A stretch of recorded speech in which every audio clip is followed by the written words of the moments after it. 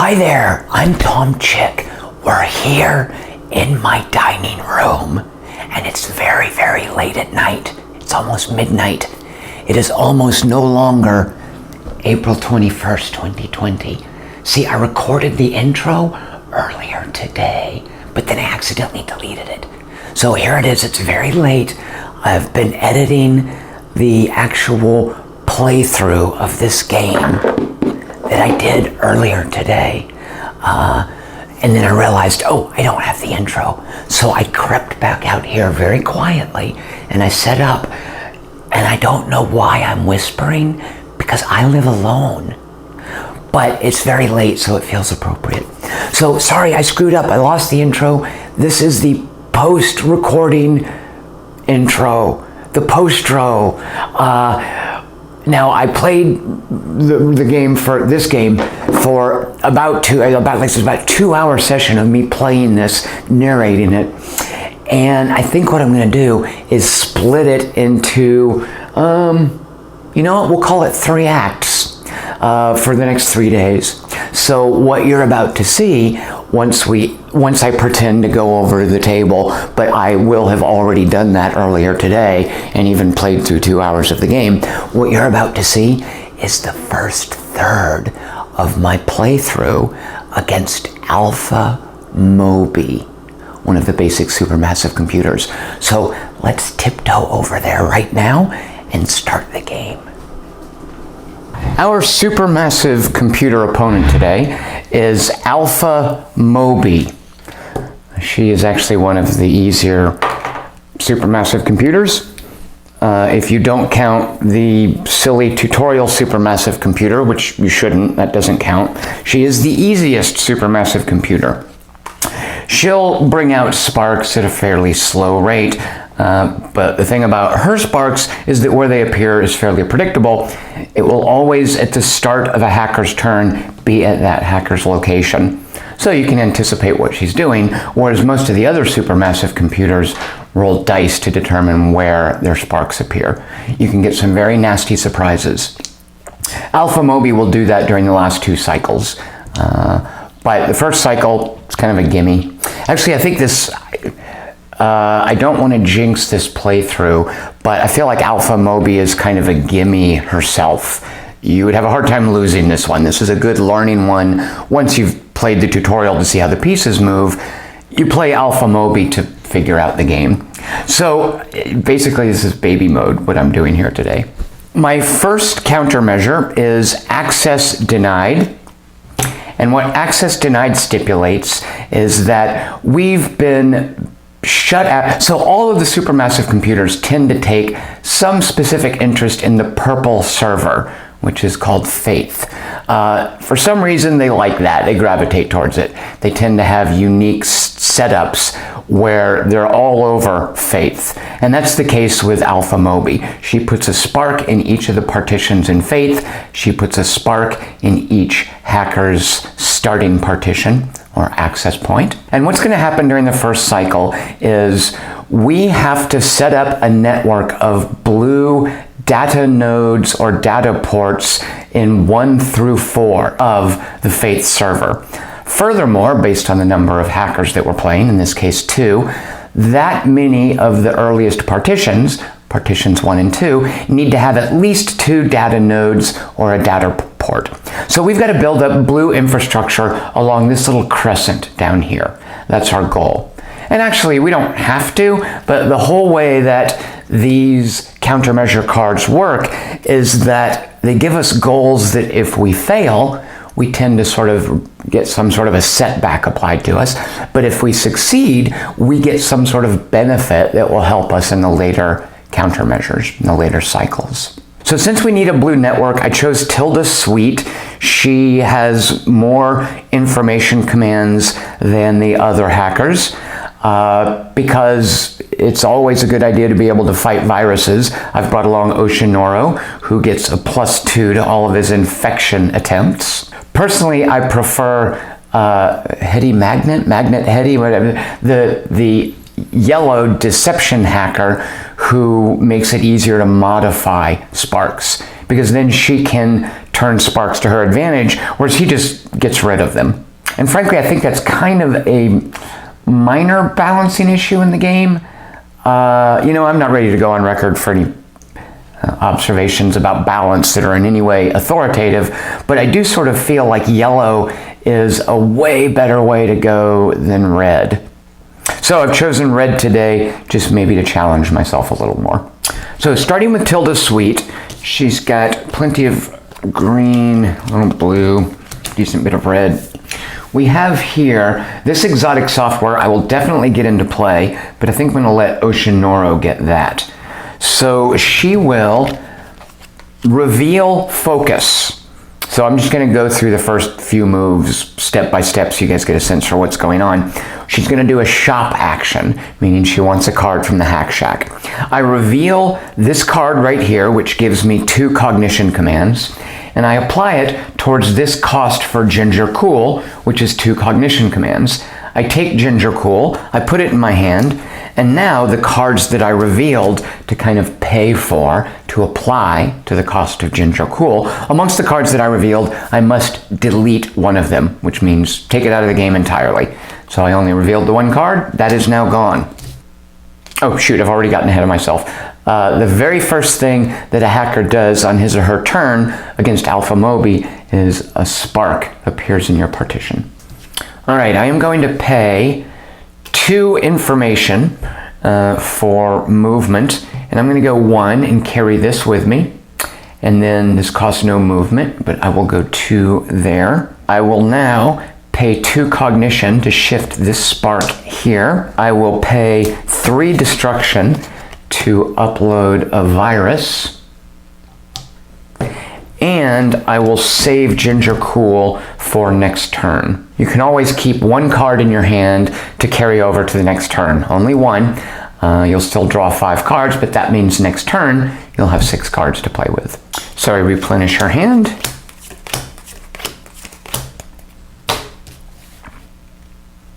And we now go over to Oceanoro's turn. The first thing we do is we add a spark to his location. We refill the Hack Shack. Ooh. All right, well, I want that.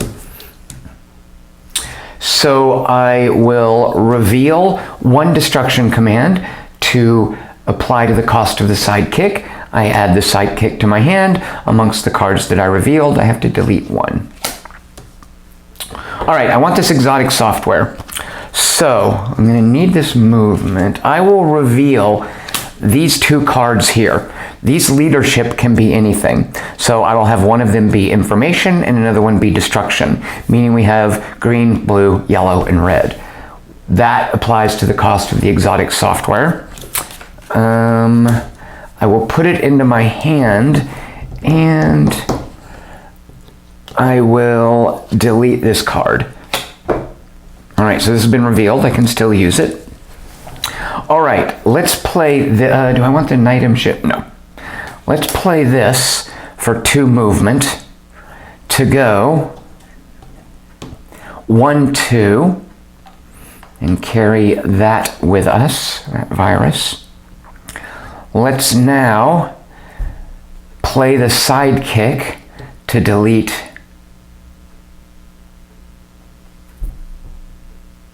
I'm actually going to go 1, 2, and because it's 0 movement, I'm going to pick up this spark and carry on over here. Actually, I'll carry on all the way over here. Let's clear this area out. Now I will play the sidekick to delete this spark. I will play, let's see, it would be 1, 2. If I were to do an infect action here, it would be 1, 2, that could be 3, 4, 5, 6, 7. That would be a sure thing. I think I might save this. Yeah, I'm going to do an infect action. So we have 1, 2, 3, 4 for Oceanora's action, his special ability, 5, 6 for the sabotage. So we add 6 to the roll for our viruses. The countermeasure, the spark, adds 1 to its roll because there's 1 spark. So plus 6 plus 1, and we deleted it. And now I still have these, So I'm going to use Memory Steal's leadership command for movement. And I am going to go carrying these two viruses, 1, or actually 0, 0, 0. I'm not actually spending any of the points. And I can't do an install action here for a couple of reasons. I don't have enough contaminants to pay for an install. It requires 3 contaminants. But there's also a spark present. When you have a spark present, you can't upload or install anything. However, I am going to use exotic software for its execute action, which says delete any 2 contaminants on your partition and add any 1 installation there. Now, because it's exotic software, the installation I add doesn't have to have any bearing on what contaminants I deleted. So I'm going to delete these 2 contaminants, and I am going to add a data port, which is one of the things that we need as a prerequisite for the access denied countermeasure card. And that is Oshinoro's turn. He refills his hand. We come over here to Tilda's suite. The very first thing that happens is a spark appears on her partition. We refill the hack shack. Ooh, well, yikes. Can I get it? Can I get 4 leadership? No. Oh, 3 leadership. Yes, I can. All right, good. All right, Tilda's suite is definitely going to get console cowboy. Now, let's see, before I jump too quickly at it, no, the ginger cool, the digital. Oh, the digital tattoo, actually. If we get that first. All right, ignoring the board for a second, my eye has been drawn by this shiny. I'm going to reveal this single cognition command to get a digital tattoo. This gets deleted. Now I reveal the digital tattoo, which adds 1 leadership command. I'm not sure it actually matters that much. So we need to then show 2 leaderships to get console cowboy. An important thing to note, by the way, this icon here means you have to reveal leadership commands. This doesn't mean reveal any command. A leadership can be any other command. The inverse is not true. Any other command cannot be a leadership. This is a rare resource. You can't sub in anything for it, because what's rare about it is it can be anything else, but vice versa, not true. So we've revealed 1 leadership. We have to reveal 2 more, and I'm going to end up burning. Yeah, we're just going to have to get rid of yellow. So I'm going to then reveal these cards here. All 3 of these have been revealed. A leadership, leadership, leadership. That gives us console cowboy in our hand, and I will then, actually maybe I'll get rid of this one. No, I like the digital tattoo. I will get rid of this. I will delete that. These I can still spend. So, all right. We've met our objective here. We've met our objectives here. We just have to get another data port, or we have to get a data port or another data node there. We're most of the way there. So now let's just start doing some cleanup. I will take Nightum ship just because this is pretty useless. I will spin the Nightum ship to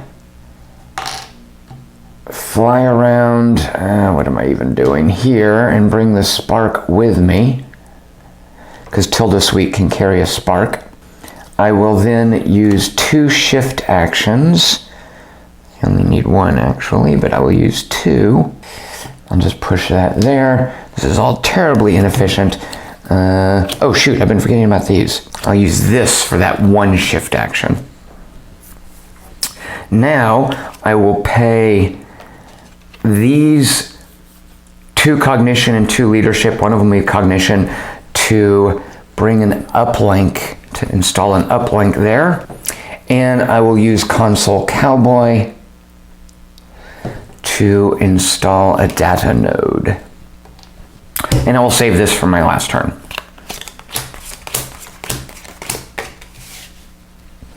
Over to Oshinoro. Alpha-Moby puts a spark on his location.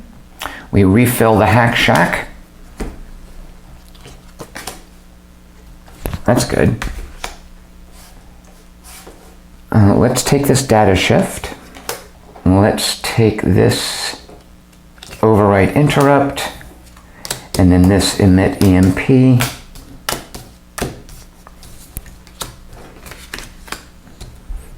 Let's use these two information to move here with this data node. And then we still have 2 points of movement left because the data node made the movement free. So we will then go 1, 2. I will upload one virus here. And this is useless. This I want to save.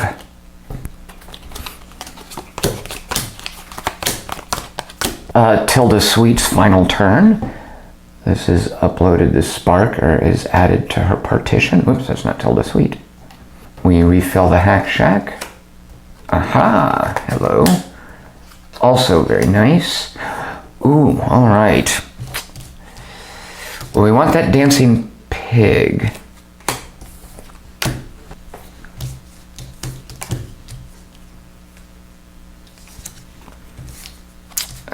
There's a definite lack of leadership here, so there's no way we can get that black market. We could get the Chino bracelet.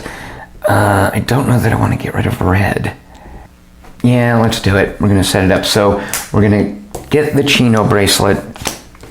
All right. We are now using... does it matter? Yeah, so we will use that for 1 point of movement. So Tilda Sweet can carry, generally you can only carry one type of contaminant and up to 3 of them. Tilda Sweet can carry a second color contaminant, just a single one, or a spark. So for her movement, she's going to go 1 and carry both of these.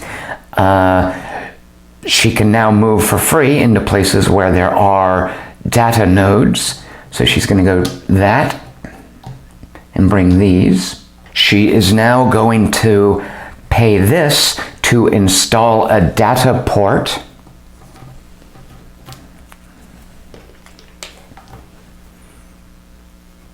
Yeah, this didn't work out, so this will do. So I will now upload a replicant. And gosh, nothing I can do here. Is there any reason to move somewhere? Well, let's go ahead and spend 2 to move, I mean, I guess just to be safe, here. Because you can teleport off of a data port anywhere you want with 1 movement point. And then the Chino bracelet will do us no good. We have to discard. All right, maybe not optimal, but we're getting things done. Oshinoro's final turn. We add a spark to his partition. We refill the black market. Sorry, the Hack Shack. Have my eye on that black market. This will be nice. This will definitely be nice. Can we afford it? Oh, shoot. All right, well, no, we can make this work. Let's see. If I do... No, I can't get this. No, let's see. All right, this will get me Ginger Cool. This will get me... And I'm going to reveal these 2 to take black market, and then I am going to get rid of the bypass. Delete the bypass. Now, oh shoot, I can't reveal it. So. No, right. Okay, I'm okay. So that's 1, 2 red. I will reveal that. Yeah, that's okay. And then get this, and I will also overpay this to get rid of it. I know, it looks like crazy creative accounting, but I promise it's legit. And then finally, yeah, to trade the Pied Piper for that. All right, so these are revealed and can't be revealed again, which just means we can't use the special ability there. So it doesn't matter that they're revealed. We're now going to use all of them normally. Let's see, what do we need to do? Let's kill some sparks. So this EMP emitter I have a virus. So we're going to add 1, 2, 3 for Oshinoro's ability, 4, 5, 6. We can't make it a sure thing, but just to be safe. All right, so we've got 6 points added, or we've got 3 points, 4 points. So we've got 6 points added to our roll, 1 point added to the sparks roll. And we're fine. So that is deleted. Because we use the emit EMP, when this card's used to do an infect action, you succeed. Delete all sparks from one partition adjacent to yours. Get rid of those. I will use Pied Piper to move here. I will then play Reset Spark for its execute ability. Instead, delete all sparks on your partition.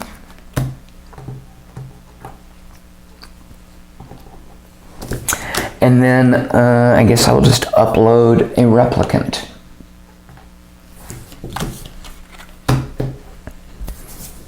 And that is the first cycle in terms of our hacker's turns. Let's now go to the countermeasure phase where the countermeasure card does its thing. So our copper countermeasure, access denied. The goal is partitions 1 through 4 on faith. These right here have to have at least one data node or a data port. Check. Furthermore, partitions 1 through X, X being the number of hackers, partitions 1 through 2, must have at least 2 data nodes or one data node and 1 data port.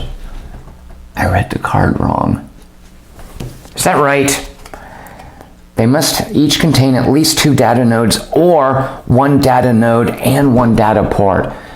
I thought the data ports would double.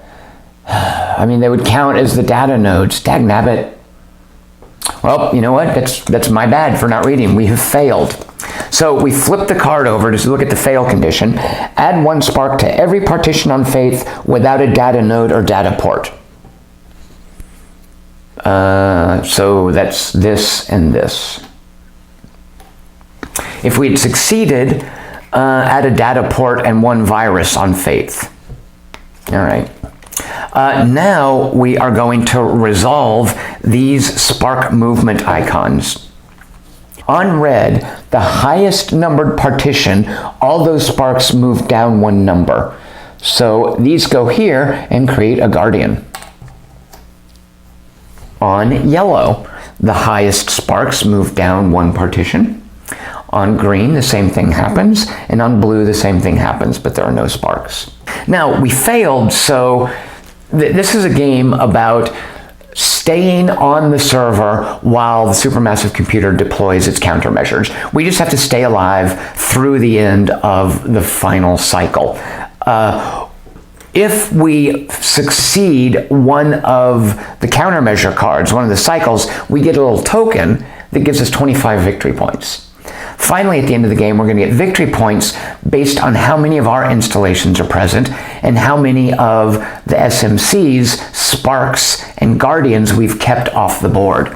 So this is not just a game about surviving through to the end, it's also a scoring game. So we just lost 25 victory points because I didn't read the card closely enough.